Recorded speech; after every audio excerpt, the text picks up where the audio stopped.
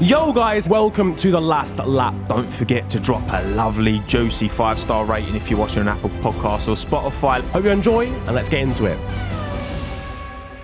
Welcome back, everyone, to the Last Lap podcast. And before we get into it, we are, well, me and my co-host today, Niran, as always, we're not great, are we? We felt better. We felt better. It's winter season. It is. The colds are out. The flus are out. I've had this cough for about a week and a half, so it's not good. I've had this cough for about a year. Yeah, there you go. We keep it moving. Picture That's of my health. gang. Hopefully today's guest, back again, Cameron. How are you feeling, mate? You feeling a bit I'm all right, big perkier? man. Positive. Yeah? Positive. Looking to talk some 2023, mate. Raring to go. Yes. Raring to go. It's 2023 predictions day today. Oh, Thought we'd get in early doors. We'll reflect on this video in a year's time and see who did well, who didn't we do can so do a well. reaction to our predictions. Exactly. That's So- content. There you go. Cameron's bozo predictions. And these predictions will you definitely won't hold these against us long term. Oh, no, definitely not. No, I won't get tweeted about this in 9 months from now. Absolutely not. So what we've done is we've come up with a few categories that we're going to go through one at a time. Starting with the kind of a bit more fun, a bit more out there, and then get into kind of top 5, bottom 5 towards the end of the podcast. The full nitty-gritty. That's it. Going to get a bit techie, I think. It is. Going to It get is. techie. A couple fan bases might not be happy with Mate. this one. That's all I'm going to say. That's why we brought you on, Cameron. That's why we brought you on. But we are starting with the first category in our 2023 F1 predictions. Is a simple yes or no answer. Right, okay. That's what I love round here, to be honest with you. Will Ferrari fuck up more or less than last season? Tommo. God, this is a tough one, as well. Cutting straight into it. Straight in there. Will they fuck up more or less? Now, obviously, measurably, there are certain, like Monaco, that was one fuck up for Charles there. Brazil, intermediates. There were other fuck ups as well. I think Hungary Same race? counts as at least Monaco. 3. Tommo, I think you've been very kind to Scuderia Ferrari already. One fuck up at Monaco. Behave. Do you remember they were telling Charles to stay out when he was halfway in the pits already? What do we do? How many are we counting that as then? Oh, mate, Monaco. there was a good few, eh? There was a good few. But do we think now Vasseur is in charge, do we think Ferrari are going to pull their fingers out and make less blunders from a team point of view in 23? The thing is, you've still got the same people working where they were. You've still got the same structure. Obviously, yeah, you've got a different team principle. But I feel like Mattia Bonotto was a little bit of a scapegoat at times. Absolutely. I don't, there's maybe question marks over his leadership capabilities or whatever. But you've got a whole team of strategists of this and that who were also making terrible decisions. Fred Vasseur isn't going to call, or Fred Vasseur. If we're going European today. Frederic Vasseur. It's not going to decide the strategies mid-race. Do you know what I'm saying? True. But will he bring his own people in? It's a good question, Tommo. You would hope so if you're a Scuderia Ferrari fan, eh? But we'll turn the question back round on you for a second, Tommo. How could they make more mistakes than they made in 2022? Do numbers go that high? Mate, numbers do not go that high. They don't go that high. It was ridiculous last season, Tommo. And I think they've given themselves, at the very least, a platform numerically to do better than they did last season. How can they not, Tommo? It was ridiculous. They can't possibly make more strategic, calculated team errors, surely.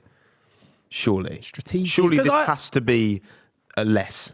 They will make less. In I didn't even think 2023. they were making that. I mean, again, obviously, there's like more of a. Niran, finish your sentence. Yeah. You don't think they made many mistakes? This man No, is sick- this not man in is sick, 2022. Cameron, it's okay. Not He's in not well. 2022. I mean, in 2021. Oh, fine. I didn't think they were even making that many in 2021. Yeah, but they there weren't was- fighting at the front. That's what I was about to say, but there wasn't that microscope on them, I guess. So I think there's potential to make less than the 57 they made last year. Because I don't think they were making that many in seasons The before. thing is, but the Ferrari clown memes predate 2022. yeah, they do. I'm wrong. No, they do. That's the thing. 2017 times. That's my concern. But I guess it's how quickly you'd like to think with that kind of decision making and having the right people doing the right thing or having the right processes in place that that's something that Fred can come in and change quite quickly relative to other things. Tommo, I think the issue here is that there are, if Scuderia Ferrari is a pail of water, there are a very many holes in that pail of water. How many balls can you juggle at once? He's got to nail operations. He's got to nail the strategy. He's got to get the driver hierarchy right. He's got to have Banco Santander online and not piss off Carlos Sainz. There are so many balls that you need to juggle. You know that pail of water thing, and there's like the guy where there's like a stream of water coming out of this glass, and he just slaps a plaster on, slaps the tape on. That's Fred. That's Fred right now, Mate, but like 17 different holes that you've got.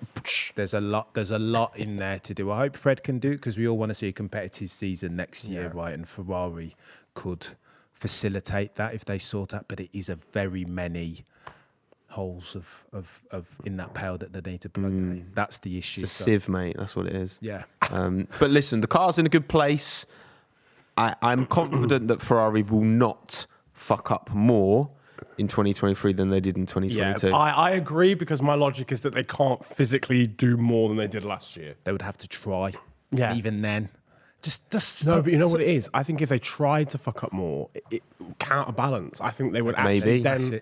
so incompetent. Yeah. That sounds very Ferrari. Yeah. Sounds if they tried to mess up, they would mess up messing up, and therefore do the right thing. Double negative. If anyone's... this is maths. Minus is plus. If anyone's watching from Ferrari, just try and fuck it. Mate. You'd have been a great maths teacher. Honestly, hire me. Just get the basics right. Don't talk to Carlos Sainz when he's in wheel-to-wheel combat, as an example. Get the basics right. And here's Fred. Yeah. Can nail that. Get the tyres ready before the guy comes in. Sort of. Don't tell him to stay out when he's already When he's already in the pit lane. Yeah. Is it just... Didn't Alfa Romeo also have their fair share of fuck-ups, or am I just... A few, mate, but not on the same level. Not comparable.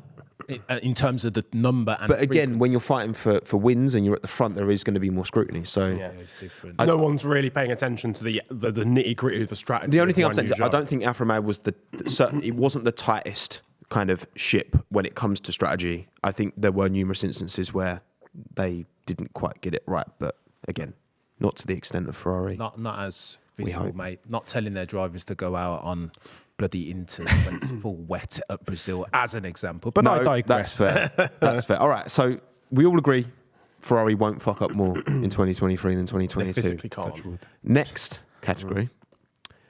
What's going to be the best and worst livery in 2023? Obviously, we don't know what the cars are going to look like necessarily, but obviously we've got a good idea from what we saw this year and how they look on the new cars. Well, what's everyone's favourite and least favourite livery of this season? Oh, yeah. Yeah, because I think as the season progresses, you kind of, your perspective changes maybe a little bit on certain ones. I think the Ferrari's the best still. I thought the Alfa was the best, but actually I think the Ferrari's... I remember you said Alfa at the start of the season. Yeah. I think the Ferrari's still nice, even if you are seeing it in a blaze of flame at Austria. Makes it look even better, man. You think everything looks better when it's on fire? I think it genuinely looked better then as well, yeah. Come on, sick looking car. That was great. It really contrasted the red of the paint really well. Yeah, no, that was quality. The Louvres, or whatever you call those things. Very, but also a lot of the liveries changed over the course of the season. So Williams stripped off loads of paint, so theirs was a lot more like blank carbon fibre. Which I preferred, mate. A bit of matte black carbon fibre, very sexy, but no. And the Haas obviously changed with Uralkali coming out. So what we thinking for? Because I tell you, the one team I have no confidence in from a livery point of view, and we've talked about this before, is Williams. Oh, mate, absolutely none. Absolutely no confidence. It feels like they have about 50 people designing the livery, and everyone's got their own little section. And it's just so disjointed. Yeah. Oh, Tommo, I tell you what, it's not helped by the fact that it's so bloody slow. I guarantee you, mate, if they were winning races and putting that P1, P2, all of a sudden the same livery would look a lot sexier. I promise you, mate. You know what I quite liked? The one livery they've had recently, it was like when it was just like mainly white with a bit of light blue and a bit of black. I think they changed it halfway through the season. Yeah. Because it looked like it was meant to be before, it was meant to be Rocket sponsored, I think, again, but then Rocket pulled out. The toothpaste one. Sofina or something. Sofina, which is like... So it looked like toothpaste originally, but then they changed it and it looked really nice. But the one this year, It looks like, what I always say is it looks like a default livery you'd get on the F1 game from the start. That's so hard. Like level 4, like livery that you, if you play like 4 races, boom, you've unlocked it. It's like a mid-range livery you unlock. It's like a mid-level Pokemon. Yeah, it's just forgettable. It's a war turtle. That's for me out here. You get it on. You get it for like online. You're like, I might use that. You never use it. Like never. So yeah, for 23, I've got no confidence in the Williams personally. What about you two? In terms of like no confidence going into next year. Neither from an aesthetic livery perspective or a performance perspective. Now that Capito's left, I mean, come on, I just don't rate it. But to my point though, Haas I hated at the start of the season, but as soon as K-Mag drops it on pole, all of a sudden. Doesn't look like a bad car. I know you shouted them out at the start of the season, the white and the aqua fresh red and blue. It doesn't look bad all of a sudden. So I wouldn't be surprised if Haas put together a decent aesthetic as far as their livery for 20. Yeah. You know what it is, yeah? If Williams came to the table with just a Duracell battery livery, so like a little bit of orange at the front, John Player special. If they just brought a AA battery to the table, I think that would be all right. Honestly, that would be good. And then it'd be Alex's helmet design would be like the Duracell bunny. Yeah. Oh, with like the ears. Oh my God! Actual ears coming off as well. We've seen weird. Lando's got his basketball helmet, his Halo helmet. Yeah, exactly. Yeah, best helmet of the year. That. Yeah, 1,000. So incredible. Banger, absolutely. What about? I'm trying to think. I mean, Aston Martin's was very good. They've got a very good colour palette. Aston Martin might bring but then bring some fire in 23. I feel like they could, but also then I feel like they might just like leave it the same. I don't know. I don't mind if they leave it the same. It looks nice this season. How much are they going to change? Just bloody green with a couple different. What can they do? Looks very sexy though. Still, it's true. Yeah. Do we think many of them are going to change? That's a good point actually. Do we think many are going to change that much? Because I guess there's an argument to be made that.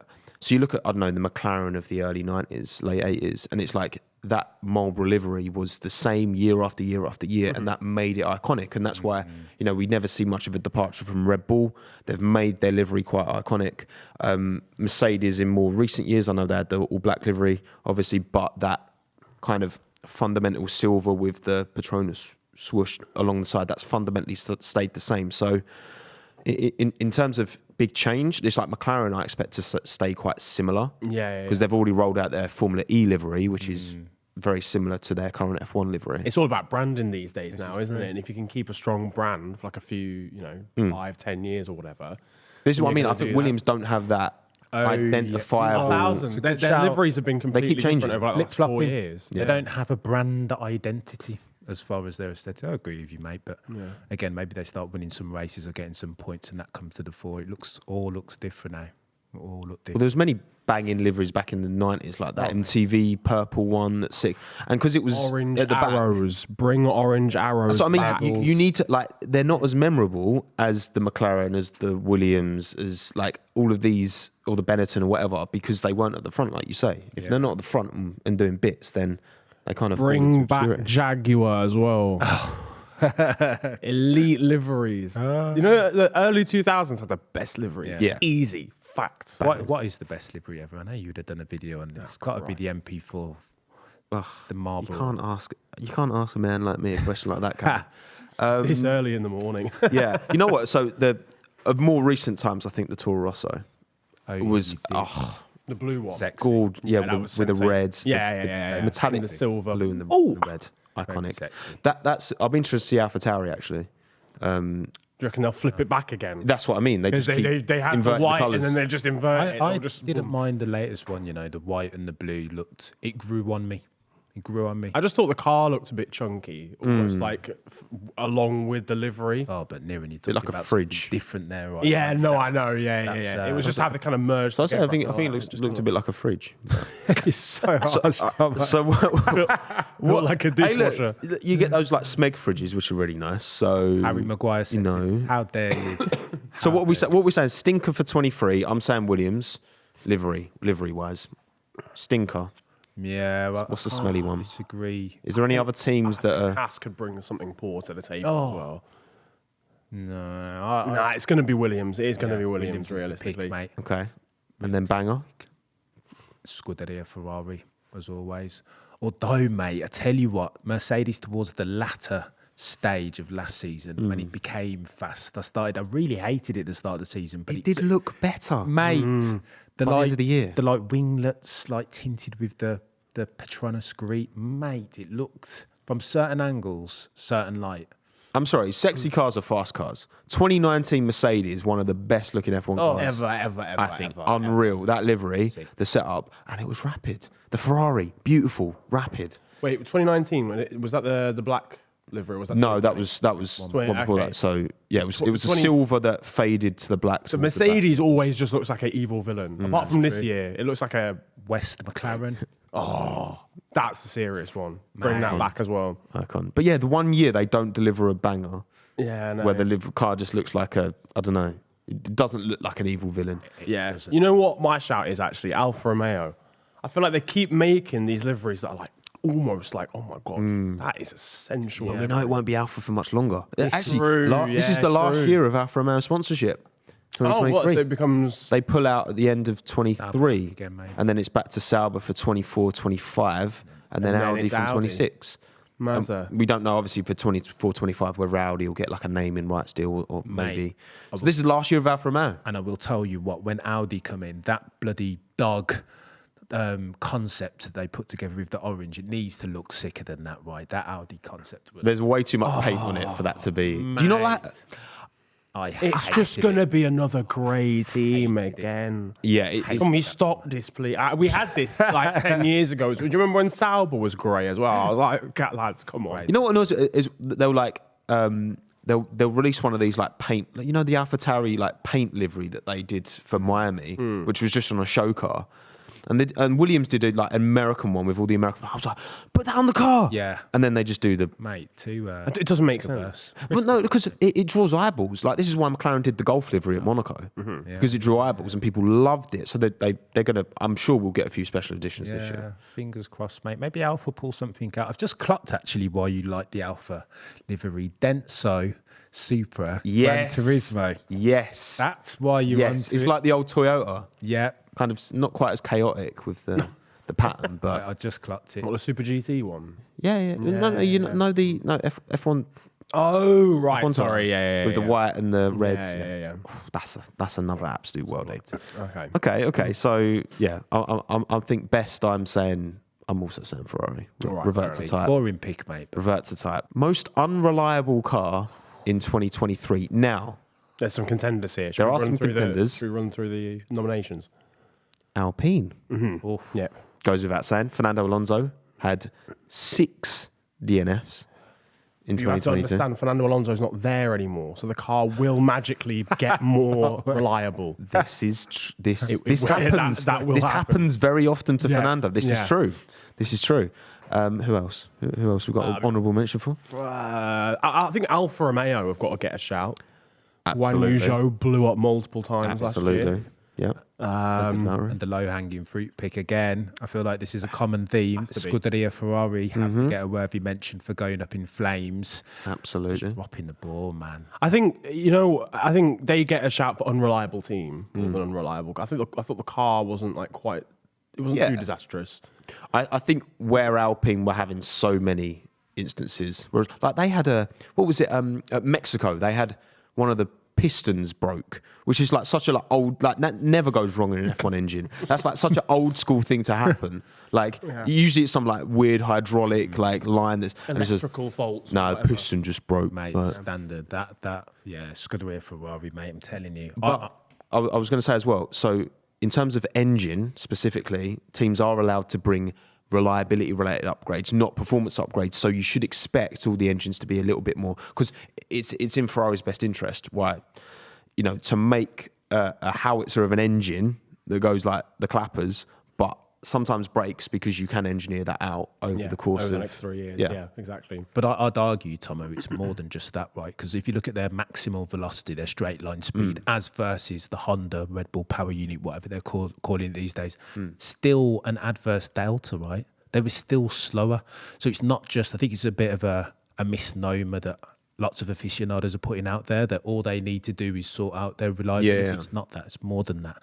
That absolute pace just isn't there, or at least in the second half of the season, he wasn't there. And then, like Niran said, the race pace too, but I don't know, mate. Because the Mercedes teams were pretty bulletproof. Bulletproof, in mate. terms of reliability. You had Lando, it was like the only McLaren DNF in Brazil towards the end. A bit concerned about the Williams because it's just got a battery on the top. They've got no excuse for their errors to not be sick. You know what I mean? Like they should clear. They should be clear in that regard. I'm just trying to think where else, because could Red Bull?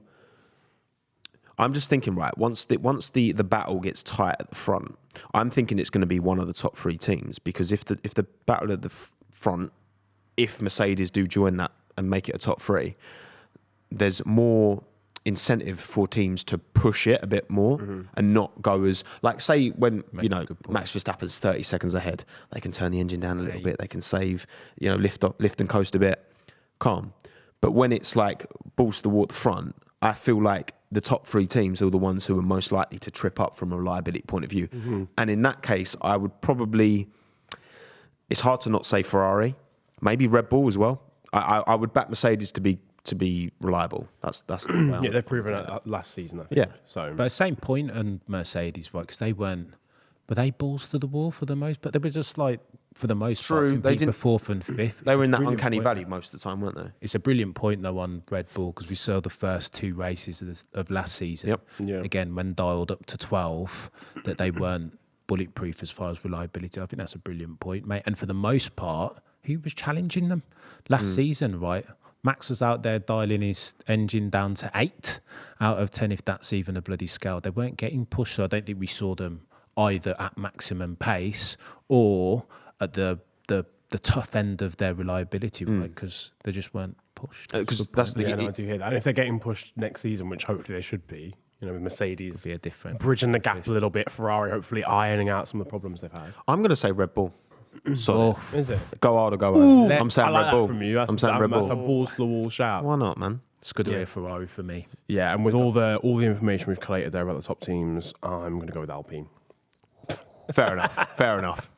Can't hate that. Well, no. So I have heard this is not substantiated, but I have heard like rumours that basically, and I'm sure I did see something related to this, that it was, Ocon would drive that car. He wouldn't drive it to its extremes as much as Fernando would in terms of RPM, in terms of shifts, in terms of like. Which is why Ocon wouldn't get the ultimate performance from the car that Fernando would, but maybe part of why Alonso did blow up a little bit more, because he was just ragging the car.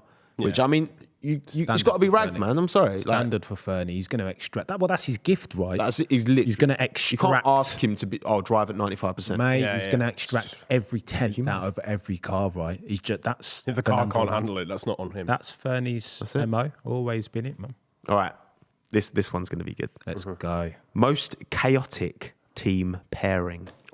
So which pair of teammates are going to have the most loggerheads? Mate, this is a no-brainer. No-brainer for you. Do you reckon straight in? No-brainer. Mercedes. George Russell and Sir Lewis Hamilton. Look, exactly the point that we just made about Ferrari. If they are competing for a championship, listen, all these guys are going to get killed on Twitter for saying this, because everything's all pally-pally and flowers and peace and love. Friends. Yeah, they're all friends, of course. They don't want to kill each other, but we know who George Russell is, right? Yeah. Look at every time he's talking about the championship, look at his body language and listen to the words that are coming out of his mouth. Optimization. I want to win a championship. I'm not here to be anybody's second driver. He's got that dog in him. Mate, he's got that dog in him, and he's got teeth and claws. He's not looking to play second driver to anybody. He just doesn't. It's not in his fabric nor his DNA. It's not who he is. Jack Aitken. They saw that overtaking GP2. He's Max Verstappen 2.0. Every bit as aggressive. And it's all right when we're competing for 4th and 5th or whatever, but if we're talking about drivers' championships, mate, at some point, sadly, as a Sir Lewis Hamilton fan, those guys are going to come together on track. And up against Lewis, who's like Well, completely we almost had that at unwavering. Zandvoort, didn't we? Yeah. Zandvoort was close. That was so close. Mate, yeah. That's a few centimetres in a different direction. There's And that's a whole that's a techie manoeuvre from Lewis as well. Like, you're not meant to... Do you know what I mean? Mate, I'm telling you, 100%, take this to the bank, hot take last lap. those guys, it is going to get techie between those guys at some point. Sadly, for me as a Sir Lewis Hamilton fan, but it's only a matter of time. I was a story in F1 history, right? Let's be honest. If you have two drivers capable of winning a championship, Senna, Prost, Alonso and Sir Lewis Hamilton 07, like it always happens. It's inevitable. Right? You can't have two number one drivers if you're fighting at the front. The only time Mercedes made it work was because their car was clear in 2014. Right. They didn't have to worry about anyone else. Yeah. On a long enough timeline, the survival rate always 0.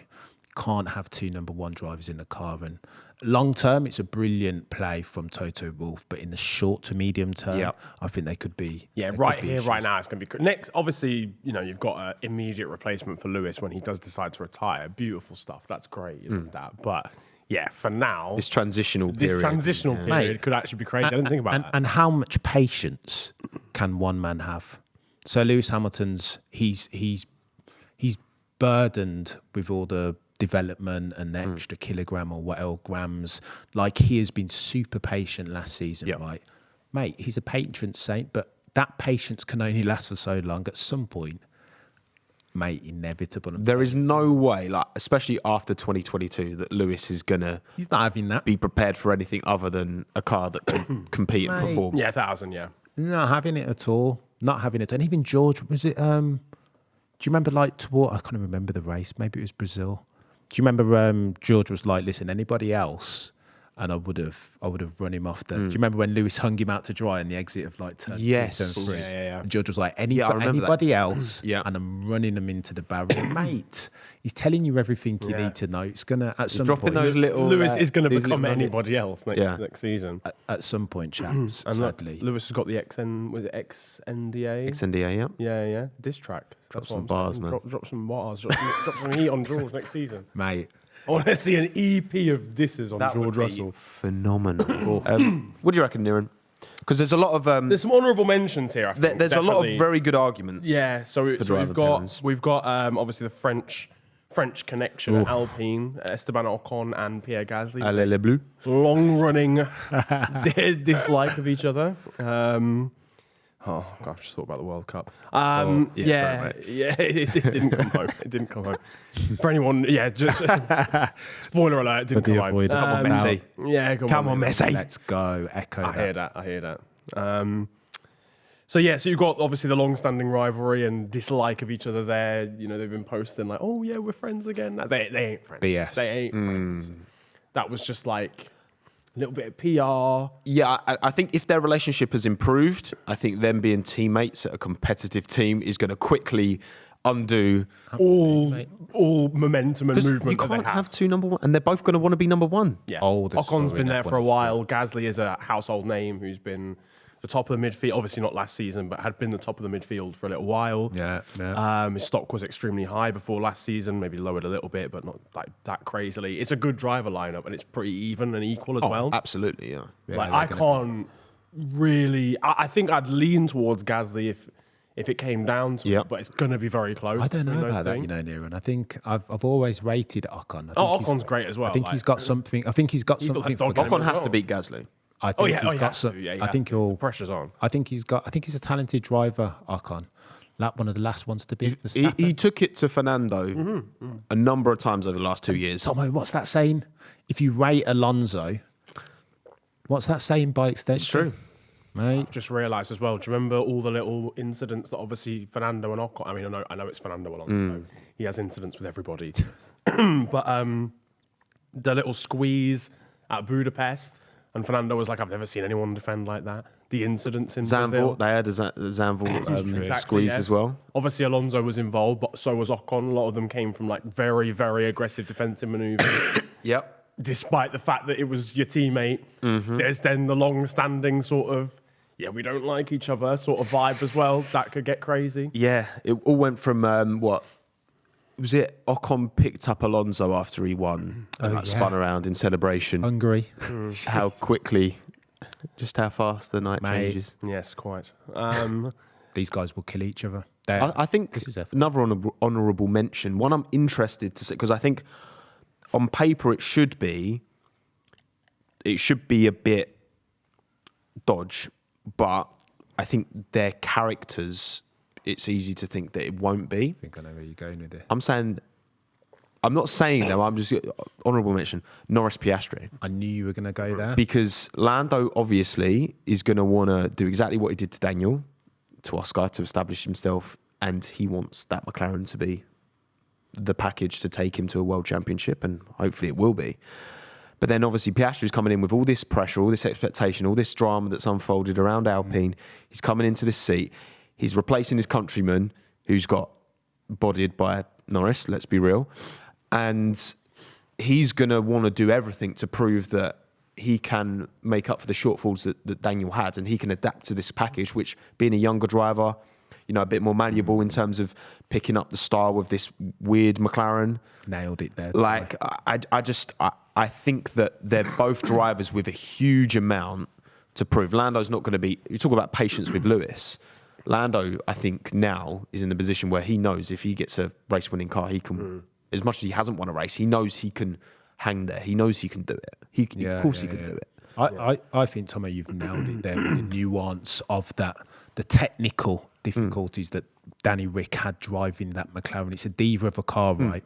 And I think ultimately the length of service, the experience that Lando's got will make that partnership less techie. I think Oscar's got a massive challenge ahead of him learning how to drive that McLaren. Brand new in the sport, brand new in F1. Lando, of course, is no bloody slouch. I don't think that will be as techie just because Lando have a durable competitive advantage over Mr. Piastri. I don't think, not yet, at least, not next season. Maybe further on in the future, once Piastri's got sort of like an idea of To learn how to drive the car properly, and you see that proper pace come out of him.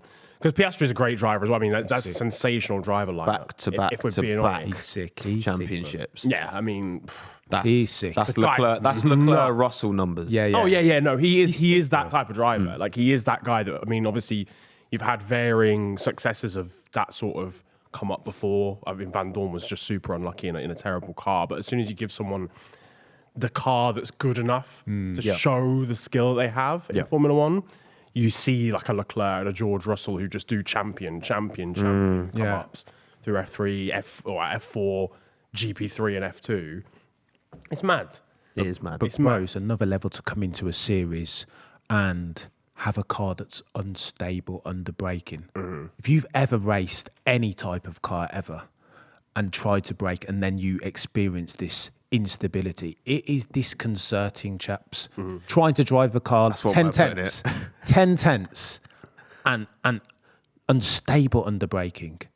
FFS, lads, that's tough to deal with, right, and overcome, especially if you're a rookie, notwithstanding the fact that need to get on Oscar's got top of that. pedigree. Mate, but do they? Because Lando's... It's techie, Tommo. Lando's making it work, but also Lando's making noises that he's not fully happy with the car. I'd also give another honourable mention. Go on. Fernando Alonso versus Lance Stroll. Stealthy. Oh, I forgot about that. Stealthy. I was going to mention. That's good. Because That's good. Lance is a man who he is a man, in fact, who can get involved in collisions. He's been known to, yes. You're right. Fernando is You're a not wrong man there. that does not enjoy being involved in collisions, especially with his teammate. And I feel that those two worlds could ironically and quite literally collide. Can I see you that, Niran, and raise you that Lance's dad is also fairly influential, I hear, at the team. I hear. And Fernando Alonso. Rumour has it. Rumour has it. Word on the street. In addition to that fact, Fernando Alonso isn't a dude who takes instruction from said authority figures. Well, if past is president. Just had those. All I'll say is if that incident in Austin between Stroll and Alonso happens with any other driver, there is no way Alonso is essentially being like, it happens, wasn't really his fault. he knows full well that is his future teammate, and season, even more importantly, the political. son of the man who is going to be responsible potentially for giving him a championship-winning car, his last opportunity. It's like when you're young and you play football, like Sunday League or whatever, and there's the one Don he's not good, but he somehow plays left wing every week because his dad's the coach. Because his dad's the coach. You don't bring him up on that. You don't bring him up on that because his dad's the coach. You're getting left on the bench next week. Do you remember yours growing up? The dad was Ian, the kid was Sean. That was, the dad. I remember. Dropping names, sorry. Oh, it was true. The son was Kieran. He was okay, to be fair, but so he kind of allowed it. But yeah. Oh, yeah, I will tell you what, though, it'd be interesting to see. I'd love, as a part-time Fernando Alonso fan, to see them give him a car that's capable of winning races and championships. Because he's We know he's at the level.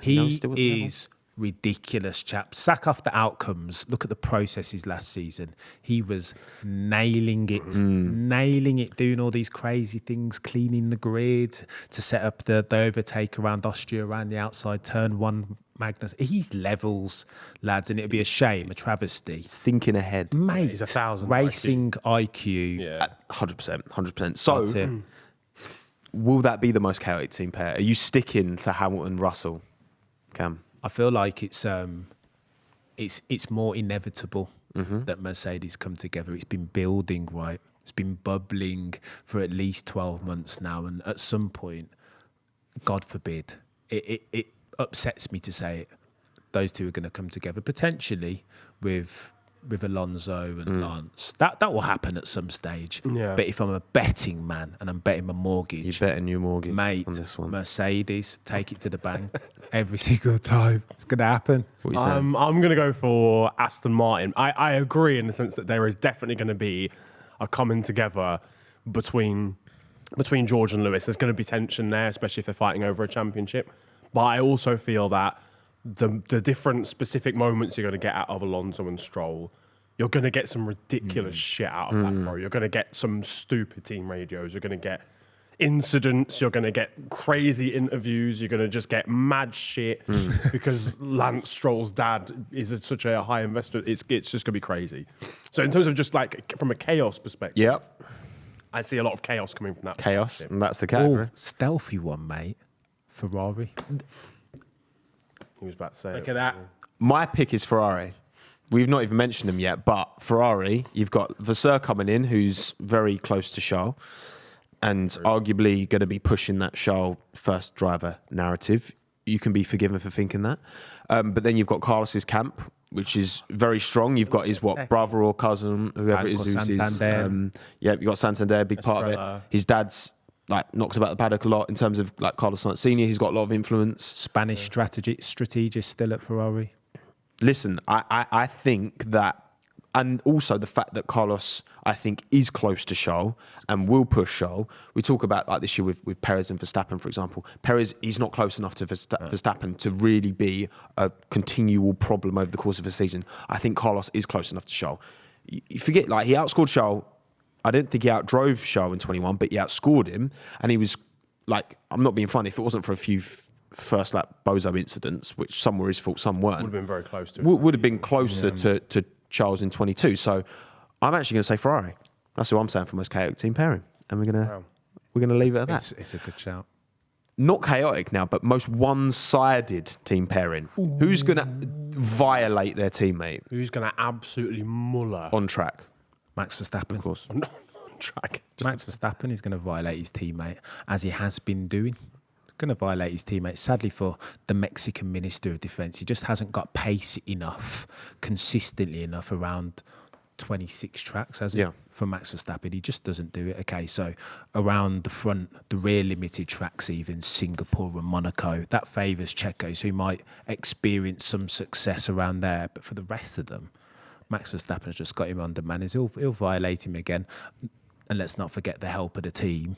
The team know which side their bread is buttered as far as Max and Checo. And so they're just going to develop the car for Max. They're going to give him every decision. He's not even going to give up 6th place at Brazil even. I was fuming at that. Mate. 6th place, Max. 6th. That was clearly a statement. Yeah. That was clearly a statement to the team. Tommo, why do you think he did? Was it Monaco? Is that true? Not facts, conjecture, and speculation. Look, It's alleged. I think there's a lot that goes.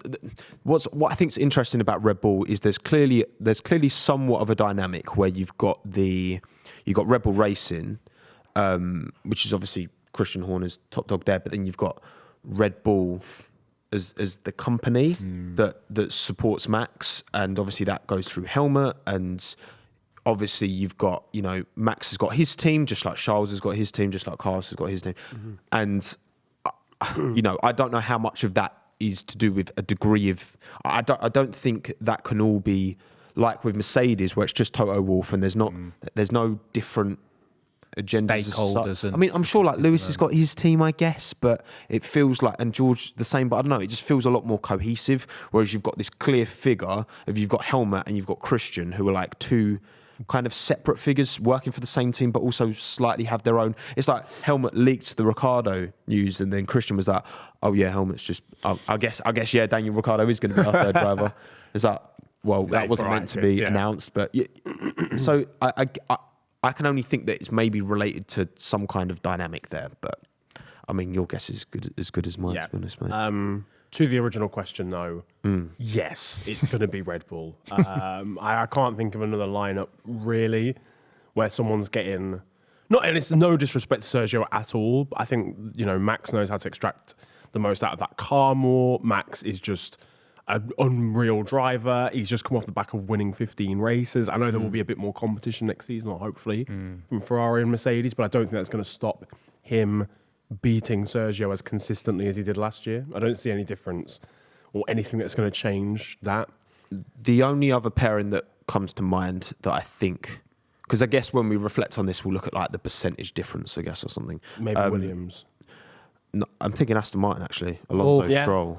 Fernie, good shout, stealthy. Just because he drives everything he gets into quick. And Stroll has improved, but he's still shown, like, in terms of his decision making, it can be very, very chaotic at times, and I think that's going to lose him points. I know Fernando's a different beast at the moment, but Stroll did do an okay job against Seb. He did. He's been getting better, right? Yeah. You make a good point. Against Seb, if he'd been whitewashed against Seb, I'd be like, yeah, fair fucks. But Stroll threw away points he did on numerous occasions, which they finished level with Alfa Romeo in the constructors. Chaos. Exactly the same number of points. One more point. Yeah. You know what I mean? Cost him a lot of money. I've got another stealthy pick, mate, after all that we said. Ferrari. Potentially. Hear me out. What Leclerc ever signed. So, I've heard it No, often. Carlos over. So look, I've heard it espoused fairly often that the driver to take Scuderia Ferrari forward is a hybrid of both Charles Leclerc's pace and Carlos Sainz's assertiveness and strategic decision making. Right. If you can take the latter and give that to Charles Leclerc with a bit of help from Frédéric Vasseur, Charles Leclerc will obliterate Carlos Sainz, in my humble opinion. Big if, but if you can get that strategic, just be a bit more assertive, right? How is Charles Leclerc going out in Brazil on Inters? Surely there should be something in his mind saying, listen, common sense check, this might not be the right decision, chaps. What's Carlos going out on? Is he going out on wets? All right, then why don't you just put the wets on? So just a bit more common sense and assertiveness. If Charles can get that, cancel out the unforced errors, I think he'll... The best drivers know when to make the call themselves and when to not listen to themselves and to listen to the team. Because sometimes the team has more information. And I always talk about this with Russia, with Lando, is that the team needed to tell Lando what to do in that instance, because you cannot expect a track as big as Sochi for Lando to know what the weather's like on the other side. More rain is coming. You have to listen. Yeah, you have to lead the... And the team lent too much on Lando in that instance. And I think it's that dynamic is really important. I think that's why, I'm trying to think of a driver that comes to mind that's done that really well. Carlos, Monaco last year. Carlos I'm not coming in. I'm not doing 2 stops. Yeah. I'm doing 1, and I'm not doing inters. I'm switching straight onto dries. Carlos does it brilliantly. Yeah. It's sad that you can't mix and match the best traits from those two, but hopefully Charles will nail that in the upcoming season. So what are we saying? Verstappen, Perez? Verstappen, Perez? Yeah. I'm going to say Alonso, Stroll.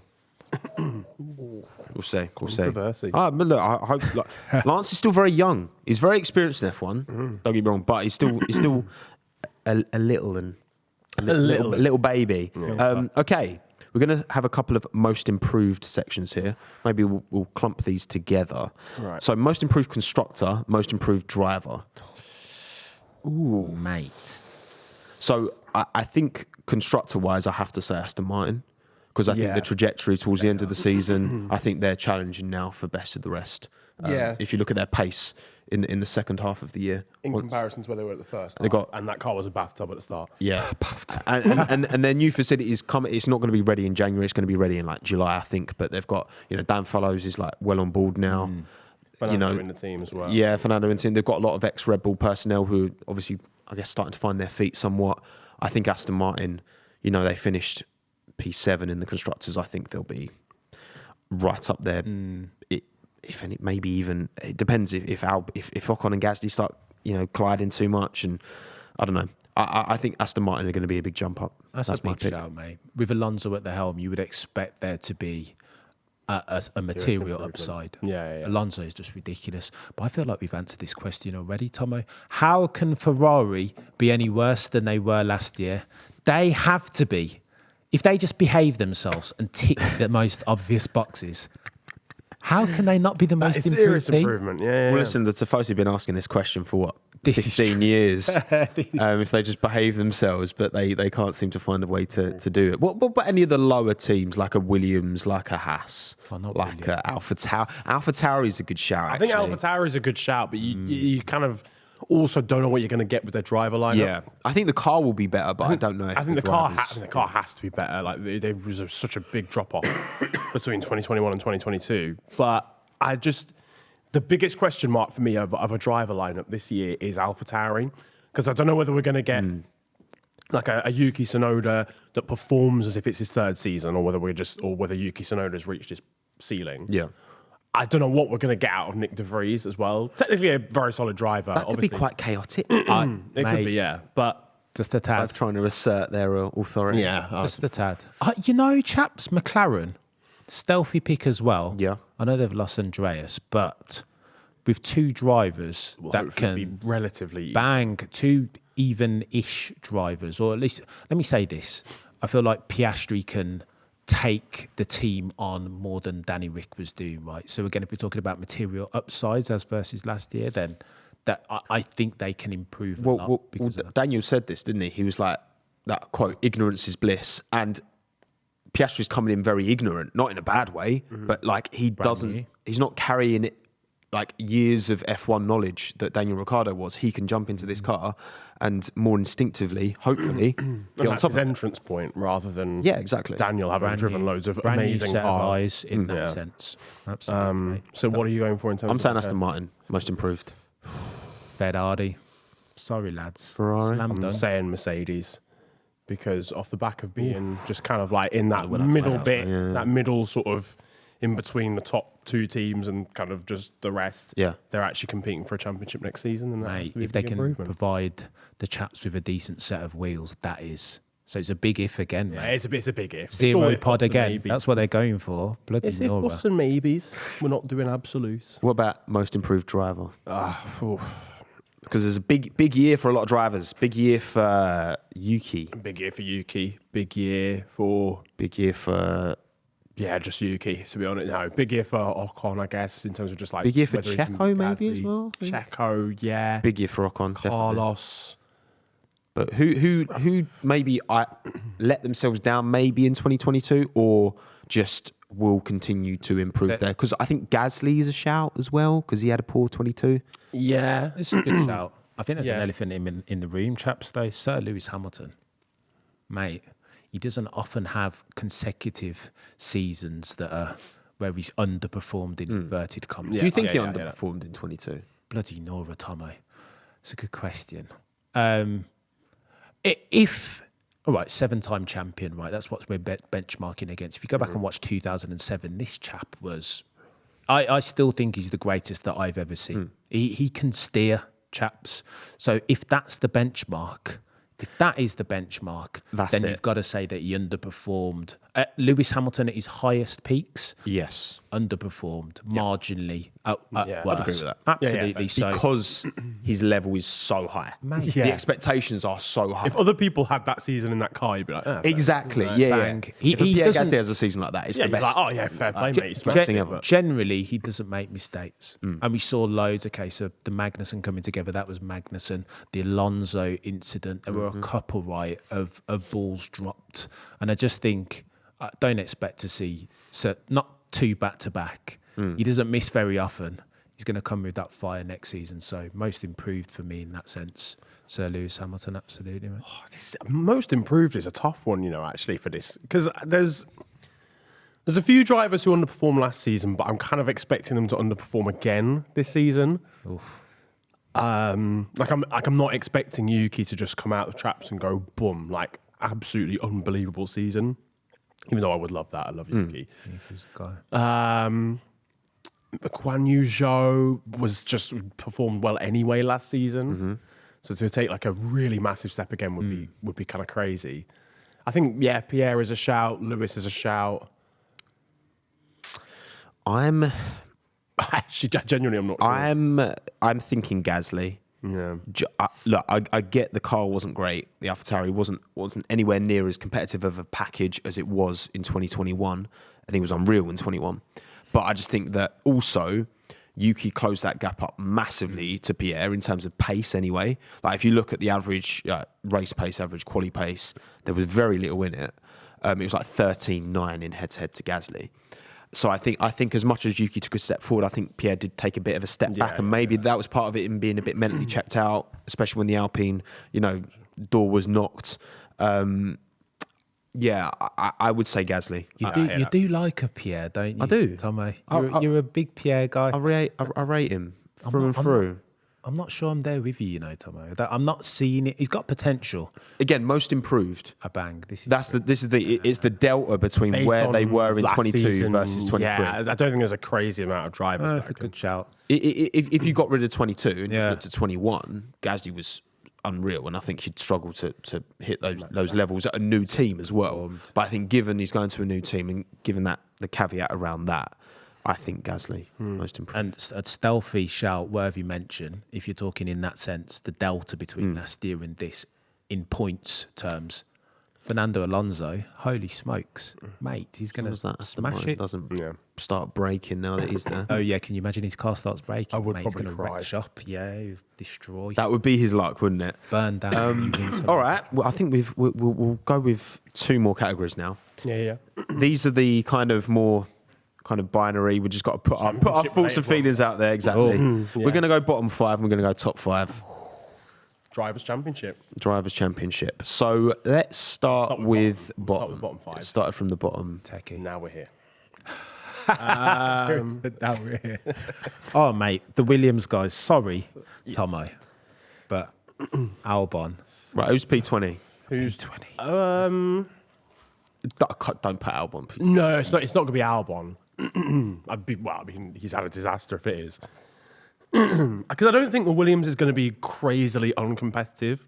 I'm saying P20 Sergeant, P19 Albon. Yeah. Especially after this whole Yoskapito, FX leaving, 1,000. and it's like they had a direction and they didn't see it through, and the Rilton are clearly not happy with the movements that happen, and it doesn't inspire faith in next year's car, because then that implies, okay, maybe the direction is the wrong direction, and that's not going to change overnight. Yeah. I'm saying Sergeant Albon because I think Williams is going to be a dog again. Yeah, no, I hear that. Controversial take, Tommo, which you won't like at all. Have you got those fellas in the wrong order? Potentially, because there are aficionados that think Logan. Tommo says. There are those out there. Some may say. Yeah, there are some strange people in the world, Cameron. Yeah, there are, mate. Yeah. Some may say that Logan could put Alexander Manners in his first season. Listen, I'm all for Logan, right? He was the driver I was rooting for in F2 last year. I think he pushed Piastri to the wire in F3 in 2020. That can't be forgotten. Bad pedigree. I think that asking him to come in and outperform Alex, who's got all this experience now, had this shocker of a time in Red Bull, which I think's made him a better driver now. You know, really good first year. Hard to really rate it because Latifi was so far off the back. But he's not beating Albon. Alex has got a cheeky unforced error in his locker, though, hasn't he, Tommo? Still in 2022, going into 2023. Just not so much. That trend Not as much. He had a lot in his rookie year. He wrote off a lot of Toro Rossos. I remember China when he absolutely wiped into the barrier. Absolutely, yeah. Red Bull Bahrain into the barrier. What I will say is, when you're fighting down at the back of the grid, all it takes is one mental race. That's true. And fuck knows how many points you're getting. That's true. Could walk out of That could happen, Francochamps with but there's 10 no points. way Sargent's outperforming Albon. I won't hear it. Right, what are you two saying then? Come on, 2019. I think 20th Sargent, 19th Albon. I'd flip it round though, you know. It's Fair, fine. go for it. I think Alex, to Alex's credit, Fine. Tommo. It's fine. To Alex's credit, at his best, he'll nail Logan, right? Tyre whisperer settings, Australia last year. Incredible when he's ready. But again, I think not dissimilar to Charles Leclerc. He's got a cheeky unforced error in his locker still. And I think Logan could take advantage. I'd be really surprised. I'll be honest, just because I think Albon is. I mean, it's hard to gauge because he was up against Latifi last season, but I think Albon put in enough really solid drives last year to indicate that, like, this coming season, fine, Logan might just, like, not by a miracle, but, like, take advantage of a crazy race. But Albon has, like, consistently put himself, like, in 11th, in 10th, every now and again. Four times he was P12. Time, yeah. He's not been bad, but you know what? That's Right. hot take. 16, 17, 18. This is where it's a bit more tricky. 18th, I'm going for a Haas because by Jingo, those Haas's was shit at the end of last season. I think that's continuing. Nico Hulkenberg, love you, my G. Boom. P18. I'm saying 18. I'm saying P18. I don't think Haas are going to be great next season. Disrespect. I'm going to say, and not through a lack of improvement, but I think Zhou Guan Yu, Alfa Romeo, I'm not, as much as the Seidl's coming in, I think the effect of Seidl won't be seen for a number of years. Right. And I've not, again, poor end to the year for Alfa Romeo. Hear that. Maybe they've got a banger of an upgrade waiting, but also that Ferrari engine in it as well, which may be a bit unreliable. So I'm going to say Zhou. Zhou Guan Yu, a good shout here, lads. I think you're disrespecting Zhou a tad, you know? Yeah, I hear that. I think you're disrespecting I think even him. if the car's shocking, Just a tad. I'm a big Guan Yu Zhou man. Zhou Guan Yu. All right, He's sick. I think it's more the team. The I don't have the confidence in the team. They had such a good start to the year and they just couldn't maintain it. You know, I think Niran's onto something here. As much as put some respect on Hulkenberg's name, like one of the most unlucky drivers. I think his quality. If you check his pedigree, very similar to Piastri and Lewis, like nailing all the feeder formula. He was sick, but never been on the podium, eh? I think I've got to put him. Yeah, I think he's a quality driver, but just I always maintain, or I keep harping on about it. Harping. Harping. Is it harping? Is it? Shouts the harp, great instrument. But Let's go. anywho, yeah, I just think after a while of inconsistent time in an F1 car, coupled with the Haas being terrible at the end of last season, I don't know, man. I think he'll have some solid races. Just because you're 18th doesn't mean you have a terrible season. But I mean, you say that, just but the then consistency, I just K-Mag, don't think similar, like towards the end of last season, same car, grabbed a pole. Brazilian pole, not dissimilar, by the way, to Hulkenberg, same track, dropped it on pole, True. wet 2010, yeah. strewn, True. quali, so mate, P18, Joe, Hulk. Hulk, mate, as much as it burns me. 17. Oof. I'm saying It's getting techie now. Sonoda. Really? Where was Sonoda this season? I know that's a crazy question to ask. Down there somewhere. Not great. Didn't score many points at all. Sonoda or De Vries? No, you know, I'm actually going to say De Vries. I'm going to say Sonoda outscores De Vries. Cope. Okay. I think P16. Sorry, P17 De Vries. I'm going to say P17 De Vries, P16 Sonoda. Oh, To wrap out my 5. mate, I think K-Mag, you know, I reckon though that Haas, I think everyone's getting him ahead. I don't think they'll be bottom 5 Really? because they bought one upgrade all year. Now True, they're hitting they the have- cost they cap. have- They've got MoneyGram on. They're hitting the cost cap now. And they do always start a season like They consolidated unnecessarily well. Yeah, they consolidated 22, and now I think they're going to be. And they've got I don't know. loads of experience. I think you give them too much credit, Tommo. Being honest. We'll see. Hot take. We'll see. It's time. We'll see. I think you give them too much I like the credit. golden oldies. Okay, Mag. I'm going to go 17. I'm going to go with an AlphaTauri, I think, for P17. I'm going to go with De Vries, though, because I have to back my guy with absolutely no actual reasoning whatsoever. I love the leaning into bias there. But then, Actually, mate, I you got have to, I have to, man. I have to. Like, With these sometimes- predictions, you kind of got. Sometimes you just got to do that, man. It's 17th at the end of it. Like De Vries, 17th. I think he'll still have some good performance. I just don't think the AlphaTauri will be there in terms of pace. Does that mean And then Sonoda 16th? Or Tsunoda is he 16 as well. Is he top 3 or what? Is he going to be in your top 5? He ain't. He ain't. Okay, He's okay, 16th. Okay, there we go. All right, that's our top 5 rounded out. Cam, Bottom 5. I'm going five, yeah. top 5 reverse. I'm going. imagine that was the top 5. I think. Can you imagine? Bloody no reverse grid settings. I'm going. I think Sonoda and then Nick. I think Nick will put. I've always rated Nick, you know, Yeah. and I think he might. I don't think Sonoda will see which way he goes this season. Hot take again. Okay, interesting. All right, and then top 5. Oh, top 5. We're not even doing. I thought we were going the other way. Oh, here we go. The Top meat 5. end of it. Let me. We'll go limber up. 5th up. Yeah. Oh, titty now. That's even worse, actually. 5th One of us place. is going to get it spot on, One of us is. One of us and this is. will age incredibly. 5th. And the other two I'm going to say. get it so wrong. Oh, man, this is actually really tough, you know. I feel like I need to work out the whole top 5 in my head before I say what 5th is. Shall I give you some context? Go on. So the bookies have Oh, in reverse order. Number 5. Any guesses? Science? Yeah. Nailed it. Look at that. Niran's That's who I was going to go with. not been I think. checking. Number 4. Guesses? George? But look at this. Oh, yeah, I swear to Just God, come straight from Ladbrokes. Number 3. Bookies? you betting man, Niran. Lewis? Seems like you are. No, Charles. Ah, Then Lewis. Lewis Then and Max. So those are the bookmakers. So Sergio, not even top 5, they're saying. top 6. Number 6. For context. I've just because of the delta between him and Max, I've got to say Checo 5th. 5. Just because I think those 3 teams will be closer, and the fact that Checo's qualifying 4 or 5 tenths off of Max, everyone else is qualifying within a tenth of each other on average.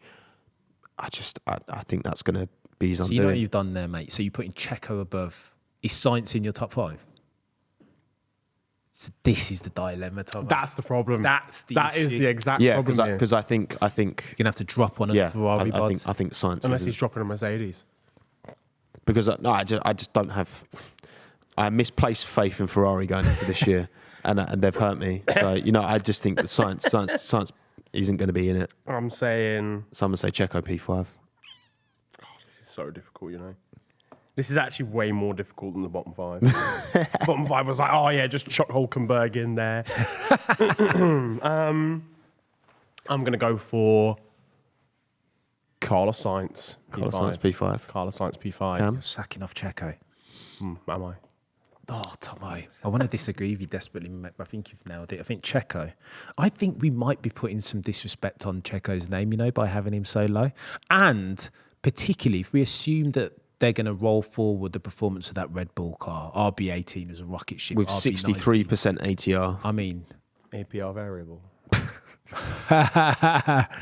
it's a sick car, man. It is. They've got a great package. I think that's the only because of that delta. If Checo was closer to Max, then I'd feel more confident. But I just think, again, if it's going to be that competitive, and we're saying points, and there's a lot of points knocking about these days as well, up to 26 a race. So it's like, I think that's why I'm saying Checo 5th. Flipping. Fuck the feds, I'm changing my mind. Sergio Perez instead of Carlos Sainz. We've all aligned. We're all going to be wrong. now. Yeah, we're all going to be wrong. You had a chance to be the one who was right. This is I true. don't care. I- Checo wins the championship. You know what the now. risk in all this? We're assuming, big assumption, big if, that Mercedes are going to come with the heat for next We year. are. Yeah, we as that are. machine. We are. That's the Well, big okay, so assumption here. P4 then. I've gone. flip's sake, this is so difficult. I'm going Charles Leclerc. Oh, wow. We're really disrespecting. You got hurt by the Tifosi last season, innit? I'm going for Ferrari strategy team. That's what I was hurt by. I'm Charles Leclerc. Go on there and after you, mate. Oh, this is actually pain. I'm going for... That was a really weird noise. Yeah, it was. I'm going for Sir Lewis Hamilton in P4. Wow.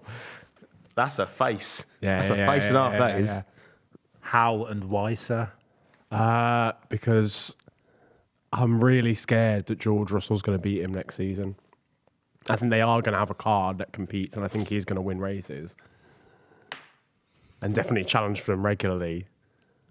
But I'm concerned, as a Lewis, I'm not like a fan of anyone really, but as someone who admires Lewis and I've loved him since like growing up or whatever, that does make me a fan, doesn't it? But anyway, I do genuinely think George might be able to take it to him next season, especially if it's an explosive one. George will definitely be able to take it to him. Oh, I mean, whether he beat him or not is another matter. I mean, Mercedes had a chance to win a race this season and George took it. But he did outscore Lewis in How dare you? 22. What are you saying, Cam? I've got Charles written down here, but as you guys are explaining, I don't trust Mercedes chaps to build a car. I just don't. At all. You've been hurt by Mercedes. That's We've the all thing. been hurt. I am mortally wounded. But this is the team that delivered 6 of Lewis's 7 world championships. This is a team who know. So what, Tommy? Because they've Past got the performance- personnel. Past They've performance proven is an it. indicator And of yes, they future. had an off 22, but Yeah. they've proven that they've got the personnel, the understanding to bounce back from this. Disagree. They've proven that They that can bounce get there and stay there. bounce back ability is unproven for Mercedes in the turbo hybrid era. Disagree, Tomo. And with that, ladies and gents, I'm going George Russell. Screw it. Yeah. Changing. All right. So I've gone Checo Leclerc, you've gone Checo Russell, and you've Checo gone Lewis. Checo Lewis. Oh, that's so going to bite Top me in the three arse. now. I already know. Top 3, P3. Leave comments hating on me. P3. P3, I'm going to say George Russell. P3, I'm also going to say George Russell. I don't think George is going to beat Lewis by that much. You know what, guys? I'm going Charles. And you just broke your pencil as well. I'm going I hope we heard that. You really didn't I want to. really It's a hope, bad omen, isn't I it? really hope we got ASMR on that one because that was a joke. The timing. No, I'm going Charles. I'm going Charles. I think I can't put Lewis there. Contradicting massively, no car but Lewis. But ultimately, Lewis, we've seen a 2-tier championship. We saw it not last year, season before last. And when Mercedes did give Sir Lewis Hamilton the car, we saw Max and Lewis like 20 seconds down the road once again. So with that in mind, I can't put Lewis in there. Top 2 then. Truth be told, I'm just trying to cause controversy. Top 2. Love it. And has Esteban Ocon snuck into your... Behave yourself. Right. Right, lads, Guan Yu Zhou. I'm going Verstappen P2, Hamilton wins. Goodness gracious me. Chaos. You are okay. This is why you didn't get anything right last year. I literally got none. Not one right in my 21 and 22 predictions. Why and how? Mercedes will improve. I think George will be able to support Lewis more than Checo will be able to support Max at the front. You've predicted for Hollywood as well. And I think that... if Well, look, if Christian Horner's to be believed, this extra 7% off their aero is going to cost them about 15 seconds a sector. So Got a question, mate. that's what I'm saying. Does George Russell take more points off of Sir Lewis Hamilton than he does take off of Max Verstappen? No, I think George is... We've seen from 22 that in the right circumstances, George can take it to Max. George can elbows out that Bottas never could. But you know what I mean? With Max Verstappen. I feel like when all said and done, he takes more points away from Lewis than he does. I still think, both from Mercedes and from George's point of view, because I think he would be silly to not, I think that there will be a concerted effort from Mercedes to get Lewis that 8th World Championship. And I think that George will still, as much as I get it, he's going to put his elbows out and he's not afraid to fight. But I think when push comes to shove, he would be unwise to resist that too much because he's the future of that team. It would be bad for PR63, but also it would be. I just don't think it's in his best interest. I think when push comes, like he can fight with Max, and I think Mercedes will have the car to fight, and I think the offset will favour Lewis because I still think he's the. I think he was. This is what people get. I think Lewis was the better driver of the two in 22, but I think George was more impressed. I was more impressed with George because it was his first year at the team. Yeah. But I think Lewis was, if you take names and experience and all that away, I think Lewis did slightly outperform George, and he's still showing he's got the levels.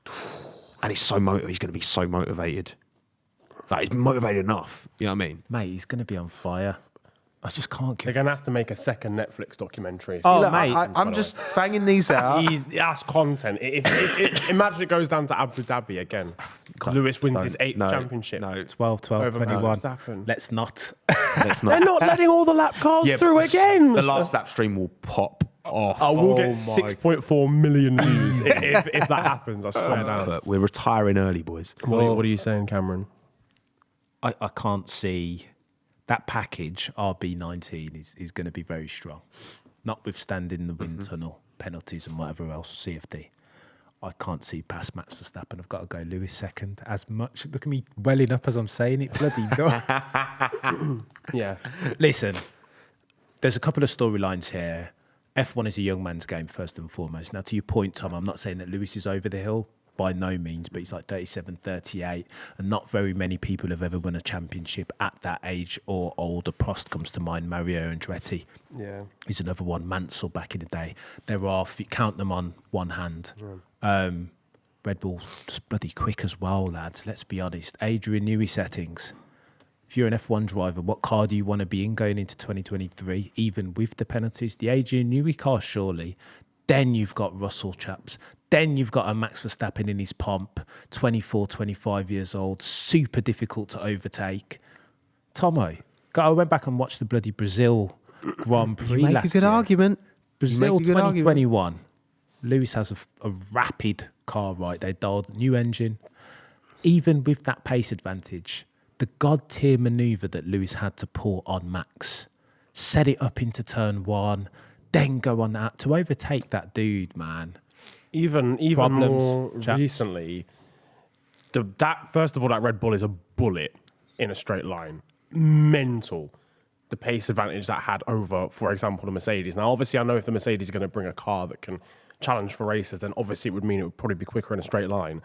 But fucking hell, George Russell had to pull out all the stops, and it took him about 7 attempts to get past Max Verstappen with DRS like right on the back of him. Mate, that Red Bull is crazy in a straight line. Just purely overtaking it will be nuts. he's a problem. He's a problem. And it's Max Turn Verstappen. 1 Suzuka. You see that? You guys were streaming for that last year. How does he do this stuff, Tommo, Niran? Lap 1, full tank of fuel, full beans ran the outside on Charles Leclerc, no less. Yeah. Generation of drive. Okay, so he's a line stepper, guys. Absolutely, he's capable of a couple of F words over the radio, and like he didn't cover himself in glory by any means in Brazil with Lewis. Like he's capable of that. But bench that for a second. He's a generational talent, man. Tommo, Niran. I don't disagree. I can't go anywhere but Max as well for the title, realistically.